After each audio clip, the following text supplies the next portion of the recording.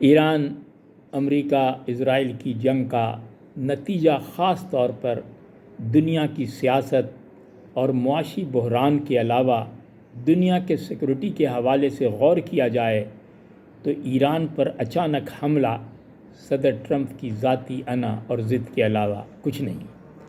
28 فروری کو امریکہ نے اچانک ایران پہ حملہ کیا اور سب سے پہلے کمسن طالبات کے اسکول پر حملہ کر کے 250 کمسن بچیوں کو شہید کیا، اور اسی دن ملک ایران کے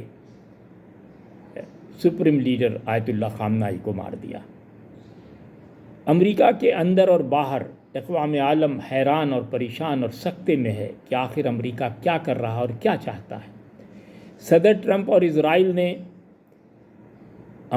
ایران پر شدید بمباری کے بعد دعویٰ کیا کہ رجیم چینج میں وہ کامیاب ہو گئے ہیں۔ غیر متوقع طور پر ایران کا جنگ میں ڈٹ جانا اور مقابلے کے لیے کھڑے ہو جانا پوری عالمی برادری کے لیے ناقابل یقین اور غیر یقینی تھا۔ امریکہ اور اسرائیل کے حملوں میں جیسے جیسے شدت آئی، ایران نے جوابی کارروائی کے طور پر اسرائیل کے شہر تل ابیب، انڈسٹریل سٹی حیفا اور ان کے بین الاقوامی ہوائی اڈے بن گوریا کو مکمل تباہ کر دیا۔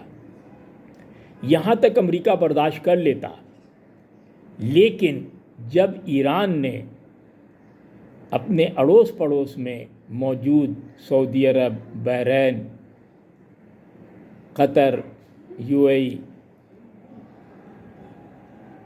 میں امریکی فوجی اڈوں پہ، ان کے رہائشی علاقوں پہ، ان کے سفارت خانوں پر میزائل برسانا شروع کیا، اور اس کے بعد ہی فوراً بحری راہداری ہرمز پہ اپنا قبضہ جما کر اعلان کر دیا کہ یہاں سے ہماری اجازت کے بغیر گزرنے والے جہاز کو ہم اڑا دیں گے، اور شاید اڑا بھی دیا انہوں نے ایک دو کو۔ یورپی ممالک نے جب یہ حشر دیکھا تو امریکہ سے دور ہوتے چلے گئے۔ صدر ٹرمپ بجائے ڈپلومیسی کے یورپی لیڈروں کا مذاق اڑانے لگے۔ سب سے پہلے انہوں نے فرانس کے صدر کی گھریلو زندگی کا مذاق اڑایا، پھر انہوں نے یورپی ممالک کے معاشی کمزوریوں کا اس طرح مذاق اڑایا جیسے وہ امریکہ کے بغیر زندہ نہیں رہ سکتے، پھر نیٹو سے علیحدگی کی دھمکی دے دی انہوں نے۔ یہ سب کر کے انہوں نے پورے یورپ کو اپنا مخالف بنا لیا۔ گزشتہ ہفتے صدر ٹرمپ نے ایران کو 6 اپریل تک کی وارننگ دی کہ وہ باز آ جائیں، ہتھیار ڈال دیں تو جنگ بندی ہو جائے گی، لیکن شاید ایران مرنے مارنے پہ رضامند تھا، اس نے جنگ بندی سے منع کر دیا، مسترد کر دیا۔ کل صدر ٹرمپ نے آخری وارننگ دی کہ 48 گھنٹے کے اندر اگر ایران نے ہتھیار نہ ڈالے تو ہم اسے پتھر کے زمانے میں پہنچا دیں گے، یعنی تباہ و برباد کر دیں گے۔ اس وارننگ کے فوراً بعد ہی ایران نے امریکہ سے ایران پر حملہ کرنے والے ایک بمبار F-15 کو مار گرایا، اور شاید اس کے ایک پائلٹ کو قبضہ بھی کر لیا۔ اس کی تلاش میں جو 2 یا 3 جنگی ہیلی کاپٹر آئے اس کو بھی مار گرایا، اس میں سے شاید ایک سرحد پار کر کے کویت میں جا کر اپنی جان بچا پایا۔ یہ جنگ اب صدر ٹرمپ اور ان کے قریبی ساتھیوں کی ضد خوفناک اور بدترین شکل اختیار کر چکی ہے۔ نہ صرف امریکہ پوری دنیا میں تنہا رہ گیا ہے، بلکہ ایران کو پتھر کے زمانے میں بھیجنے کی جگہ خود لوگ ان کے بارے میں سوچ رہے ہیں کہ کیا کوئی مہذب قوم کسی چھوٹے ملک کو یا کمزور ملک کو اس قسم کی دھمکی دے سکتی ہے کہ اسے پتھر کے زمانے میں پہنچا دیں گے۔ کمال یہ ہے کہ ان کے ساتھی اور دوست اسرائیل کے وزیر اعظم نیتن یاہو کا بھی یہی لہجہ ہے۔ انہوں نے ابھی اپنے یہودی تہوار پر پیسٹر پہ قوم سے خطاب کیا، جس میں انہوں نے کہا کہ وہ وقت آ گیا ہے پیشن گوئی کے حساب سے، جب 900 سال قبل مسیح مصر سے حضرت موسیٰ بے دخل ہوئے تھے اور ہجرت کر کے نکلے تھے، اور انہیں یہ پیغام ملا تھا، خوشخبری ملی تھی کہ وقت آئے گا یہ اس صدی میں جب ان کو یہ متبرک زمین ایران کی شکل میں واپس مل جائے گی، شرط یہ ہے کہ اس کے لیے خون کی ندیاں بہانی پڑے گی اور اس کے لیے ہمیں تیار رہنا چاہیے۔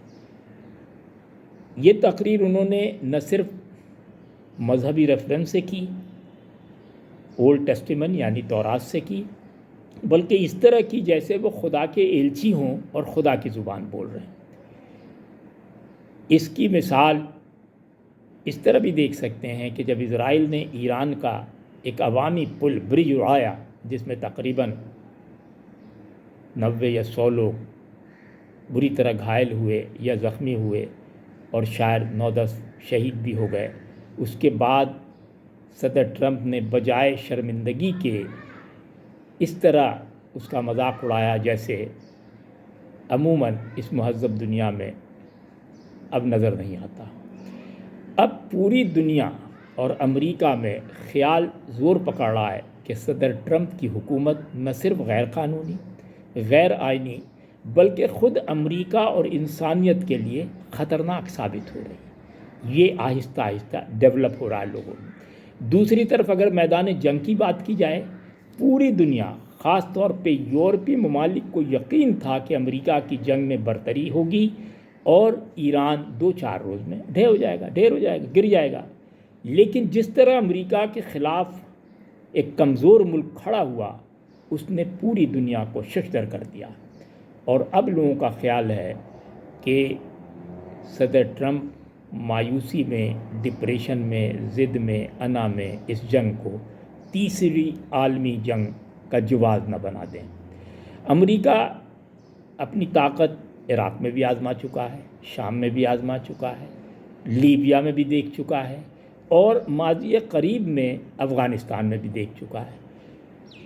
حیرت یہ ہے کہ ان تمام تجربوں کے باوجود امریکہ نے یہ قدم کیوں اٹھایا؟ کیا صرف اس لیے کہ پوری دنیا میں چودراہٹ قائم رہے؟ اس نے یہ نہیں سوچا کہ اس کے فوجی اخراجات عوام کے دیے ہوئے ٹیکس اور بجٹ سے جاتا ہے۔ دنیا کے 150 ممالک میں اپنے فوجی اڈے بنانے کے بعد یہ سوچنا کہ وہ محفوظ رہیں گے اب ثابت ہو رہا ہے کہ وہ زیادہ خطرے میں ہیں، کیونکہ یہ فوجی اڈے ان کے لیے عذاب بن رہے ہیں۔ اب ان کی مضبوط فوج اسی طرح ہوگی جیسے شیکسپیئر کے ایک ڈرامے میں جب فوج سامنے آئی تو وہ زیادہ تر ٹن کے یا ایلومینیم کے فوجی پتلے تھے جو ڈھن ڈھن ڈھن ڈھن آواز کرتے تھے، لڑنے کی صلاحیت نہیں رکھتے تھے۔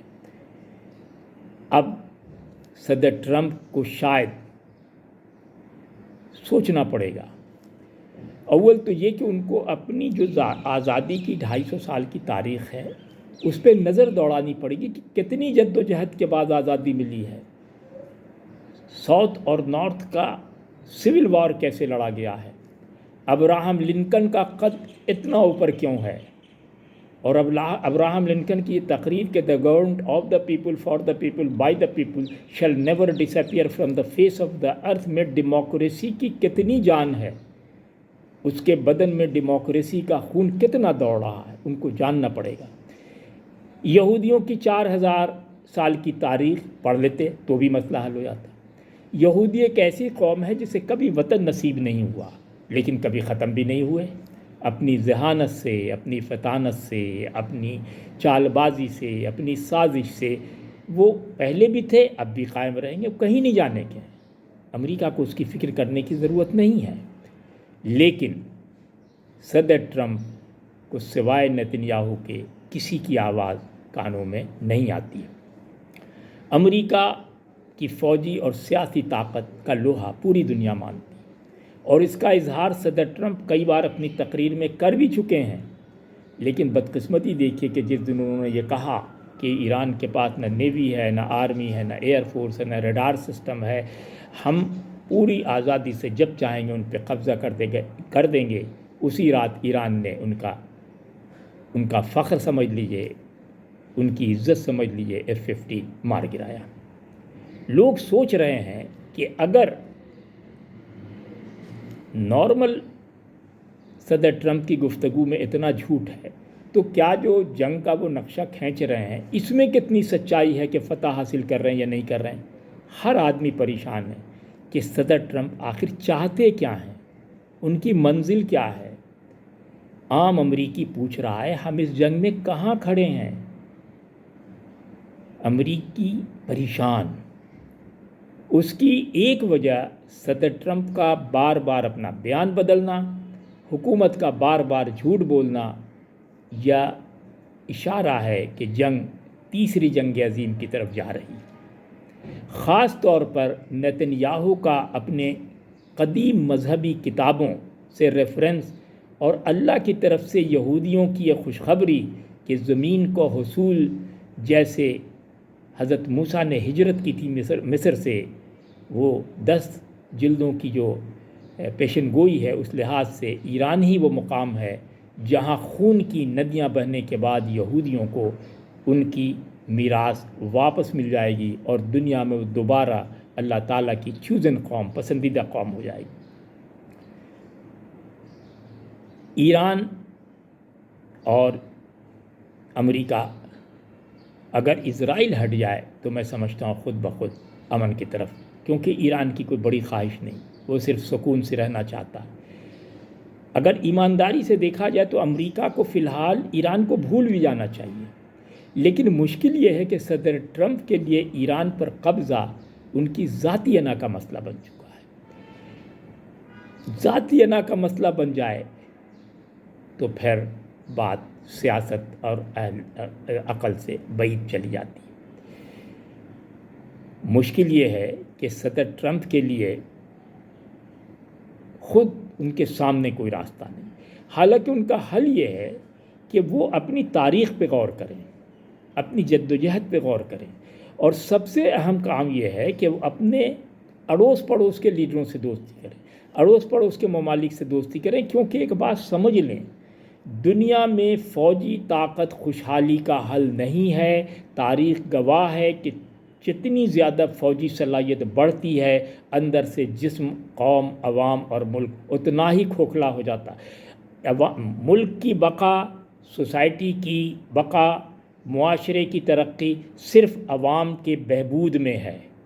امریکہ اگر ایران کو بھول کے صرف اپنے اعتراف پہ نظر دوڑائے، دوستی کرے، بڑے مسائل حل ہو جائیں گے۔ فوج کی تعمیر میں پیسے اور صدیاں لگتی ہیں، بکھرنے میں دن لگتے ہیں۔ یہ بات صدر ٹرمپ کو سوچنی چاہیے۔ ہمارے پاس مثال ہے مغل ڈائنسٹی، آپ کو پتہ ہے، ظہیر الدین بابر، نصیر الدین ہمایوں، جلال الدین اکبر، محی الدین نور الدین جہانگیر، اور اس کے بعد محی الدین نور الدین شاہ جہاں اور شہاب الدین شاہ جہاں اور محی الدین اورنگزیب۔ شاہ جہاں نے سب سے مضبوط حکومت چھوڑی، سب سے زیادہ پرسکون حکومت چھوڑی، لیکن اس کے بعد محی الدین اورنگزیب صاحب جب تشریف لائے، اپنی کمعقلی، اپنی یعنی آپ سے غبی پن، اپنی انانیت، اپنے ضد اور اپنی مذہبی انتہا پسندی کی وجہ سے انہوں نے صرف اپنی فوج کو مضبوط کر کے مستقل اپنے ملک میں دشمنوں پہ حملہ کرتے رہے۔ 50 سال میں 25 سال وہ صرف اندرونی خلفشار اور جنگ میں مصروف رہے۔ نتیجہ یہ ہے کہ 300 سال کی مغل ڈائنسٹی دیکھتے دیکھتے لپیٹ دی گئی اور انگریزوں نے قبضہ کیا۔ صدر ٹرمپ کی بدقسمتی یہ ہے کہ وہ دولت مند بھی ہیں، مذہبی انتہا پسند بھی ہیں، اور کسی حد تک کرپٹ بھی ہیں، جیسا کہ امریکی بلیو کرتے ہیں۔ بعض لوگوں کا خیال ہے کہ وہ نفسیاتی الجھن کے بھی شکار ہیں۔ لوگوں کا کہنا ہے کہ نیتن یاہو اور امریکی صدر دونوں نفسیات کے آپ سمجھے چنگل میں پھنسے ہیں، یا نفسیات کے گرہ میں لپٹے ہوئے ہیں، جہاں سے وہ نہ کسی ادارے پہ یقین کرتے ہیں، نہ کسی تنظیم پہ یقین کرتے ہیں، نہ کسی سسٹم پہ یقین کرتے ہیں۔ وہ صرف وہی کرتے ہیں جو ان کے ذہن میں خود آتا ہے۔ غور کیا جائے تو پھر اس کا کوئی حل بھی نظر نہیں۔ کیا یہ ممکن ہے؟ سوچا جا سکتا ہے، کیا یہ ممکن ہے کہ ان کے قریبی دوست اور مضبوط دوست جو اپنے اپنے ملک میں ڈکٹیٹر بھی ہیں، ख़ास तौर पे नरेंद्र मोदी, चीन के सदर, रूस के पुतिन साहब अगर फ़ोन उठाएं, मोबाइल या टेलीफोन उठाएं और सदर ट्रंप को सिर्फ इतना कहें कि ट्रंप इस जंग में ईरान नहीं खो रहा है, आप सब कुछ खो रहे हैं, नुकसान आप उठा रहे हैं, संभल जाएं, क्या सदर ट्रंप सुन लेंगे, उनकी बात मान जाएंगे? मुमकिन है, लेकिन अमेरिका को सोचना चाहिए कि वक्त गुज़र चुका है। दूसरी जंग अज़ीम के बाद दुनिया के आधे से ज़्यादा ममालिक में उनके अड्डे मौजूद हैं और बजट नाकाबिल यकीन है जो अपनी आवाम के टैक्स में से दे रहे हैं। वही पैसा वो अपनी आवाम पे खर्च करें, दोस्तों पे खर्च करें। अगर देखा जाए तो मौजूदा दौर में सबसे ज़्यादा इम्पॉर्टेंट चीन है, जो तनहा मैदान में आया, कम्युनिज़्म की वजह से पूरी दुनिया से कटा रहा, अकेले मेहनत किया, आज तक उसने जंग नहीं की, आज तक किसी से झगड़ा नहीं किया, और अब हाल ये है कि यूरोपीय ममालिक भी चीन से दोस्ती कर रहे हैं, एशियाई ममालिक भी चीन, हम पाकिस्तान तो खैर हैं ही बहुत ज़्यादा करीब, और चीन अपने बदतरीन दुश्मनों से भी दोस्ती करने के लिए हर वक्त हाथ मिलाने की तैयार रहता है, क्योंकि वो कहता है भाई सियासत है, ये दौर सियासत का है। अब वो 80 साला पॉलिसी नहीं चलेगी, अब तशद्दुद की पॉलिसी नहीं चलेगी, अब जंग की पॉलिसी नहीं चलेगी। दुनिया में ने देख लिया कि इज़राइल अमेरिका ने 2 लाख गज़ा के बच्चों, औरतों, बूढ़ों को मार दिया। क्या गज़ा ख़त्म हो गया? नहीं, गज़ा ख़त्म नहीं हुआ, गज़ा वहीं पे है, हमास वहीं पे, हमास कहीं नहीं गया, तो ईरान भी कहीं नहीं जाएगा। अमेरिका को अपने माइंड सेट को बदलना पड़ेगा, अमेरिका को गौर करना पड़ेगा। ईरान की मिसाल ली जाए, अंदाज़ा हो जाना चाहिए कि ईरान कोई अनपढ़ कदीम मुल्क नहीं है, तालीम याफ्ता, महज़्ज़ब, टेक्नोलॉजी में दुनिया के साथ खड़ा है। अमेरिका को सबसे पहले अपने पड़ोसियों से, फिर दुनिया वालों से ताल्लुकात बढ़ाना चाहिए। माइंड सेट, अंदाज़ फ़िक्र को मुकम्मल तब्दीली की ज़रूरत है। अब दुनिया में किसी का दोस्त और किसी का कोई दुश्मन नहीं होता है, मफादात सारा खेल है। हर मुल्क का, हर इनफरादी या इज्तमाई, सबके मफादात एक दूसरे से वाबस्ता हैं, इसीलिए उन्हें चाहिए कि एक दूसरे से, उनका न रूस दुश्मन है, न चीन दुश्मन है, न ईरान दुश्मन है, न हिंदुस्तान दुश्मन है, कोई दुश्मन नहीं है। अहद जदीद की टेक्नोलॉजी और मुआशी इस्तेहकाम का दौर है। जो कौमें अपने मुल्क में आवाम की बहबूद के बजाय अपनी फ़ौज को मजबूत करने में लगी रहती हैं, वो आप देख लेते हैं कि ख़ुद ब खुद अंदर अंदर दीमक की तरह खोखली होकर ख़त्म हो जाती। मैंने पहले भी कहा, फिर कह रहा हूँ, चीन अहद जदीद की सबसे बड़ी मिसाल है। आज का पूरा यूरोप उनका दोस्त है, पूरा एशिया उनके साथ है, क्योंकि उसने समझ लिया है कि दूसरों के साथ ही आगे बढ़ा जा सकता है।